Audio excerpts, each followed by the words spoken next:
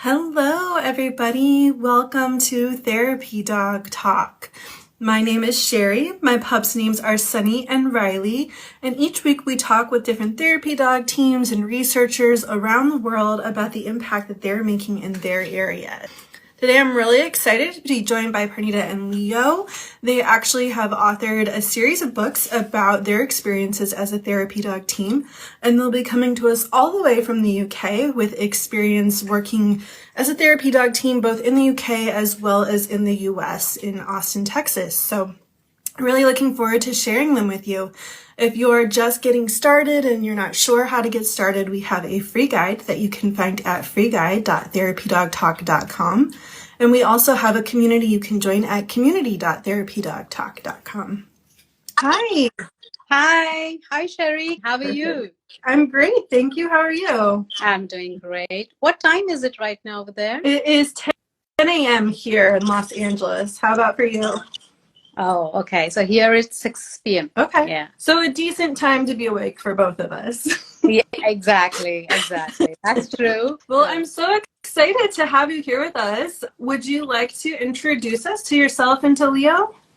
First of all, I would like to thank you for this wonderful opportunity of, coming on your platform on Therapy Dog Talk and talking about mine and Leo's wonderful experience and the journey that we've gone through. So I am Parnita Senjit. I am a wellness coach. I'm an author and I'm a portrait artist. So I'm an author of the book series called Lil Leo. So this is based on my own therapy dog, Leo. I've released 3 books in this series, and here I am to talk about our wonderful Leo. Awesome. I didn't realize you're an illustrator. Also, did you illustrate the books? I'm not an illustrator. Okay. I'm a portrait artist. So I do commissioned portraits. But having said that, it was in my mind to do the illustration for the book. But then as I was thinking about this, I realized since it's a series, it's a long process. It's not just one book that I would be working on. And that's when I thought, no, I would rather focus on the story. And that's what me and my husband discussed. It's better to focus on the story rather than focusing on the pictures. And so the illustration is done by someone else. Gotcha. Well, I love the illustrations. I think they're really well done. Well, I'll certainly pass on your message to Noel.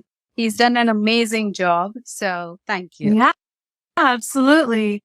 So let's get to know Leo in your therapy dog world a little bit. How did you first discover the role of therapy dogs? So I always knew Leo had an amazing temperament from the time we got him. We got him when he was 8 weeks old.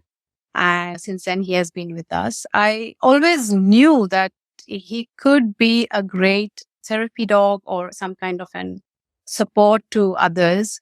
But I wasn't sure how, and I wasn't clear on the path. In the meantime, we moved to the US in 2018. And close to my place, there's this organization called the Dog Alliance. That's when I thought, okay, let me start volunteering over there. So I just started going there. And that's when I came to know that they do train for therapy dogs, for our dogs to become therapy dogs. And we could become a team, as in therapy team, and start visiting. So I spoke to them and they said, yeah, before we do that, we will have to assess your pet to see whether he's right for the role, which was a great thing because obviously, the temperament needs to be right? So I took him and they loved him. At that time, Leo was 6-year-old and they just loved him. He said he can become a great therapy dog. That's how the journey started. And then we went through 6 weeks course. And again, we got assessed. And that's when we passed and we became a therapy team. That's awesome. So you got Leo before you knew anything about therapy dogs then, right? Oh, yeah. Absolutely. What about him made you think that he might enjoy trying out this work? He has always been comfortable with children.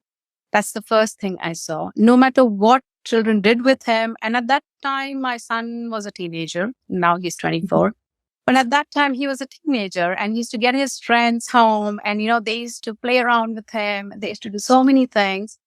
And at the same time, I run art classes for children. And little kids used to come, they used to play around with him. And his temperament was amazing. And I realized that, there's something different about him. And we can go to organizations or settings where, his energy can be beneficial to others as well. So that's how I felt that he would be a good therapy dog. That's awesome. What kind of places have you guys volunteered together?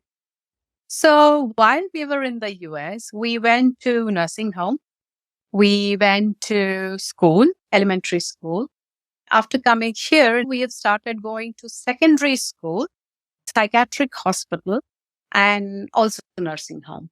Are there any environments that really stood out to you and the best fit, or the ones that you and Leo enjoyed the most together? To be honest, I think it's the school, if I'm not mistaken, because what I see is Leo really enjoys. As I said, he loves being around children.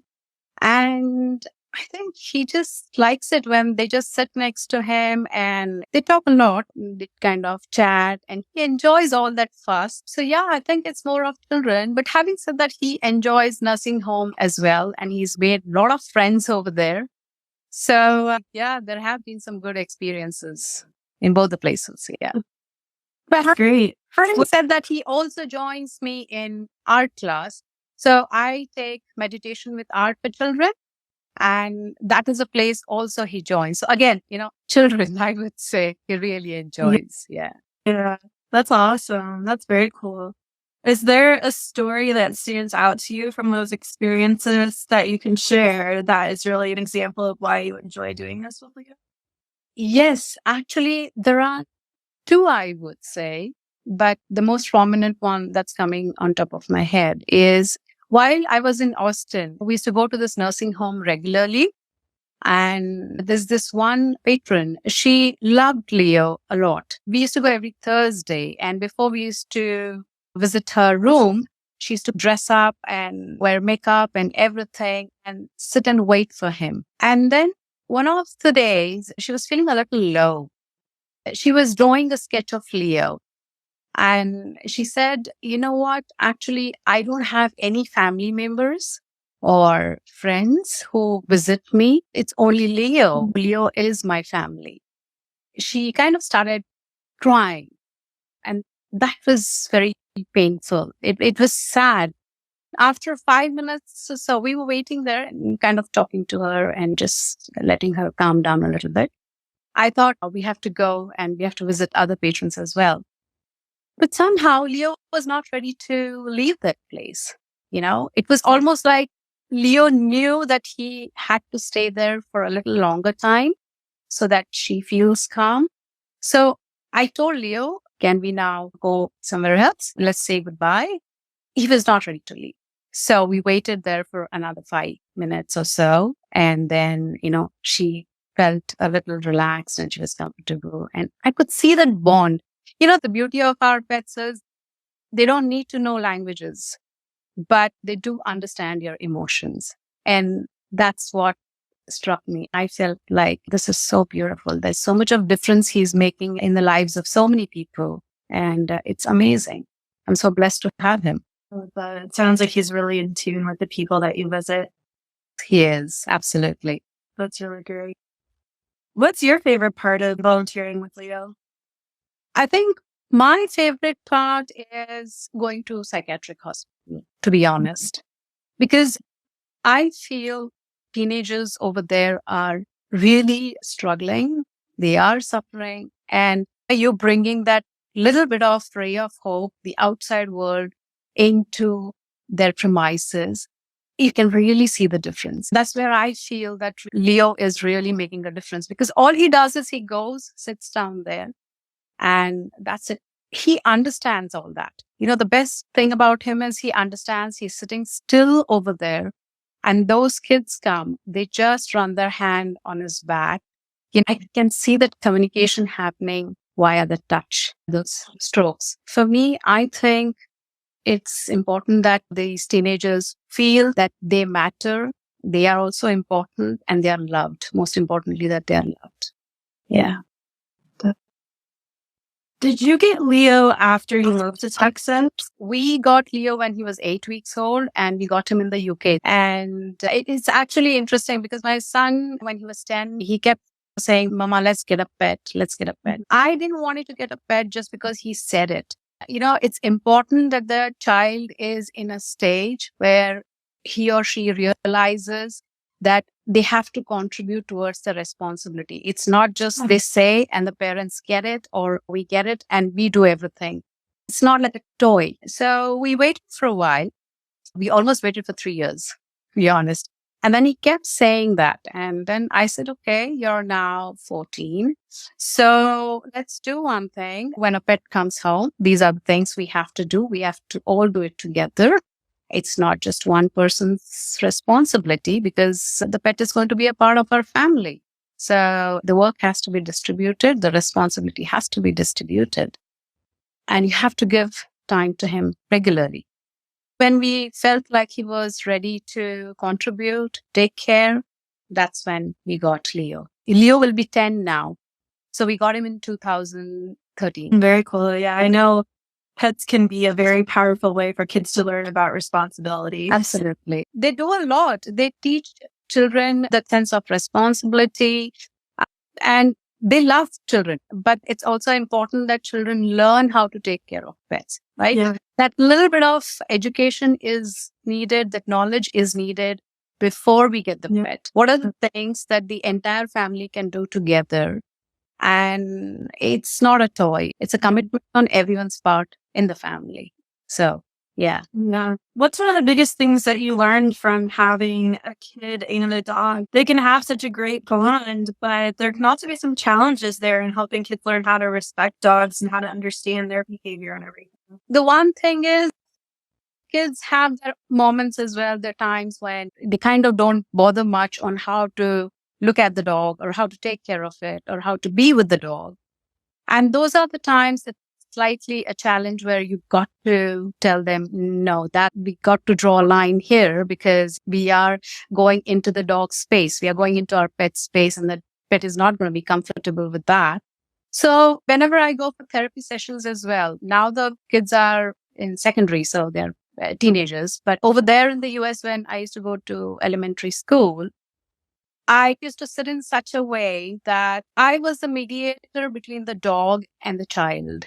I have to be there where I am the one who takes care of the dog. I'm responsible for that. So it's not like the child can straight away do whatever he or she wants. And then I guide them.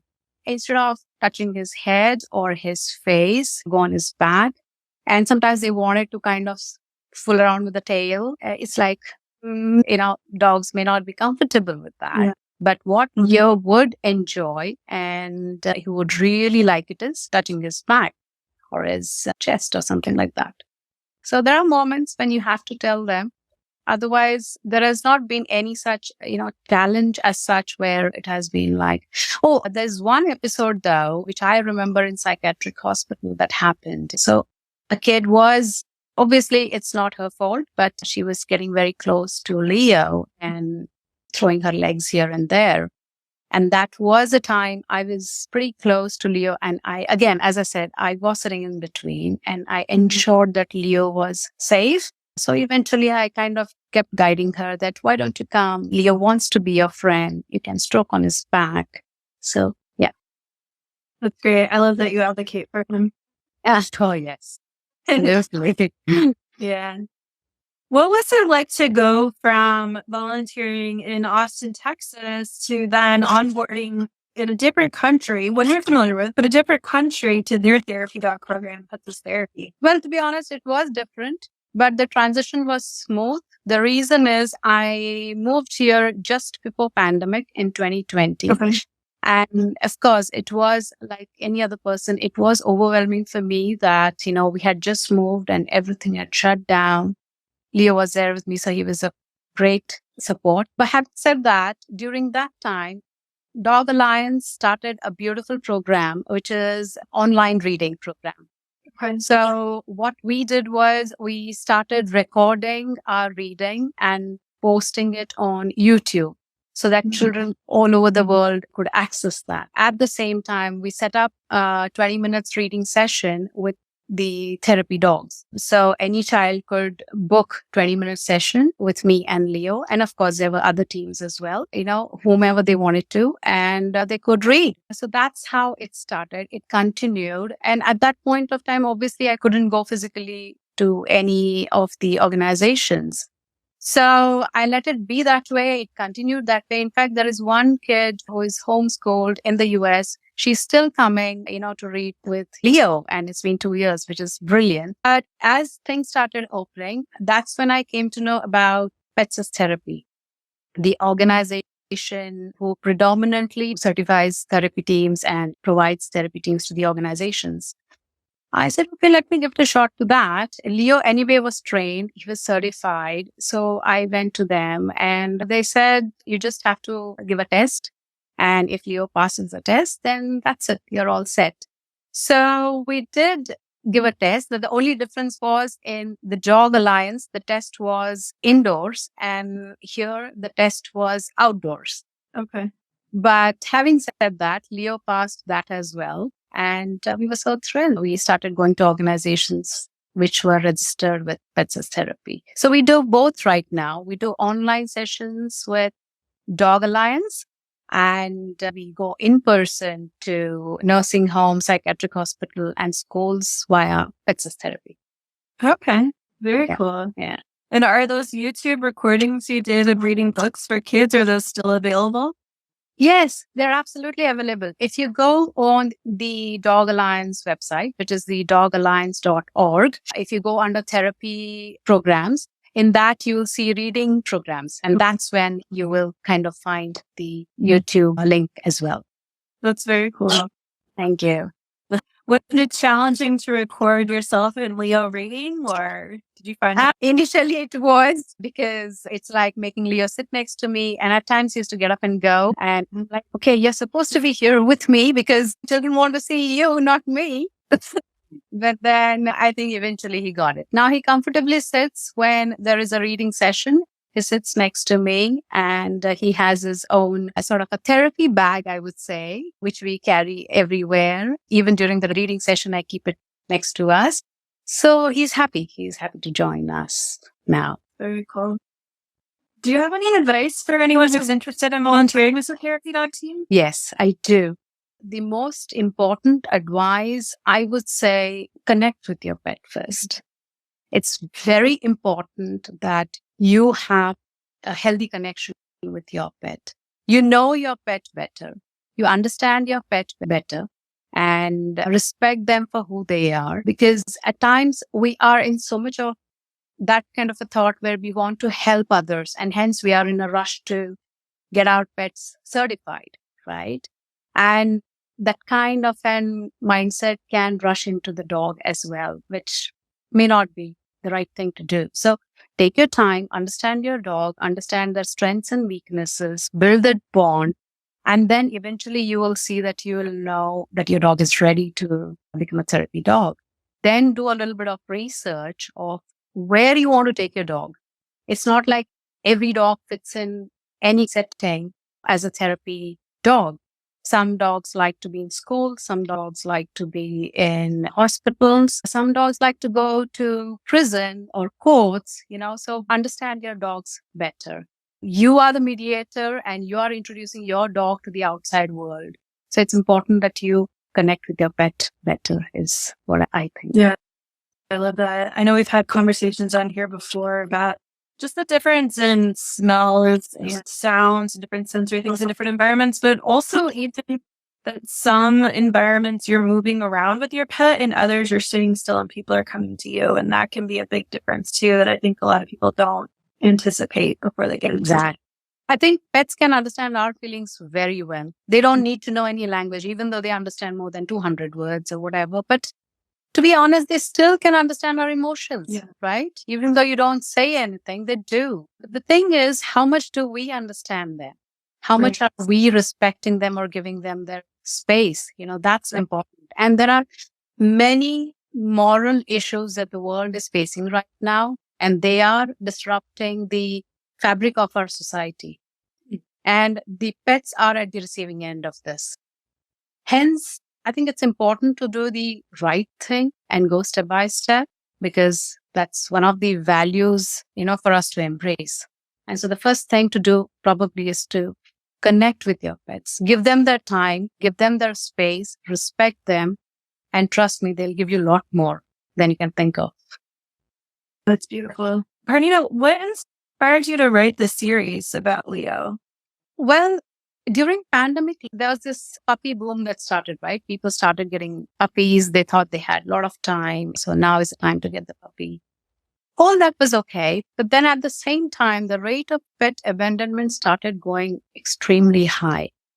Every now and then I was reading in the news that, puppies were left next to the roadside, or the dogs were tied to a tree. They were left in the park. And that was really heartbreaking. I couldn't sleep for days. I was getting extremely restless, because here I see what pets can do to us. And on the other side, I can see what we are doing to the pets. It was disturbing me. That's when, this idea clicked to me that, let me write storybook where I turn Leo into a character, and he expresses his emotions of how our pets also feel the same as we feel, and how it is important to empathize with them.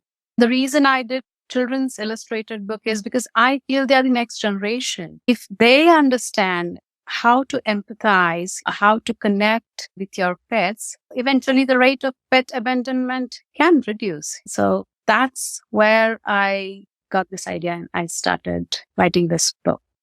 I love it. Do the kids think that it's so cool in the therapy sessions when Leo has a book about him to read? Oh, absolutely. Absolutely. They really like it. And they keep asking me questions like, did he actually run like this? Does he talk like this? Does he have a bird as a friend? And a very interesting bit in this series, if you've seen, there's a bird as well, right? And part of the story is fiction and part of it is not. So the reality is there was a bird in our life, and we had named him Lucky, and Leo met that bird as well. So I kind of built the story in such a way that part of it is true and part of it is something that I have created, but it's a nice way of teaching children life skills. The first book, as I said, it's about friendship, how friendship is important and how you have to be there for each other, support each other, help each other, and be kind and compassionate. And most importantly, empathize with each other. I love that. My goal is to pursue impulse-assisted play therapy with my pups. And so I was really excited to find your books and add them to my library for future clients. Oh, wonderful. Thank you so much. I'm glad you liked it. Thank you so much. Yeah, thank you. Yeah. Well, Parnita, is there anything else that you wanted to share while you're here? So from this month onwards, for the next 3 months, I am giving away 25% of the proceeds from this book to Humane Society International towards Ukraine and Turkey efforts. If anyone is interested, they can take a look at my website. Great. And your website is? Lil Leo, LILLEO.co.uk. Okay. And they can also follow you at We Chose Leo on Instagram. Absolutely. Awesome. Well, thank you so much for your time, Parnita. Tell Leo we said hello and enjoy the rest of your evening. Thank you so much, Sherry. And thank you for having me. It was wonderful speaking to you. Thank you. To you as well. Bye, everyone. Bye.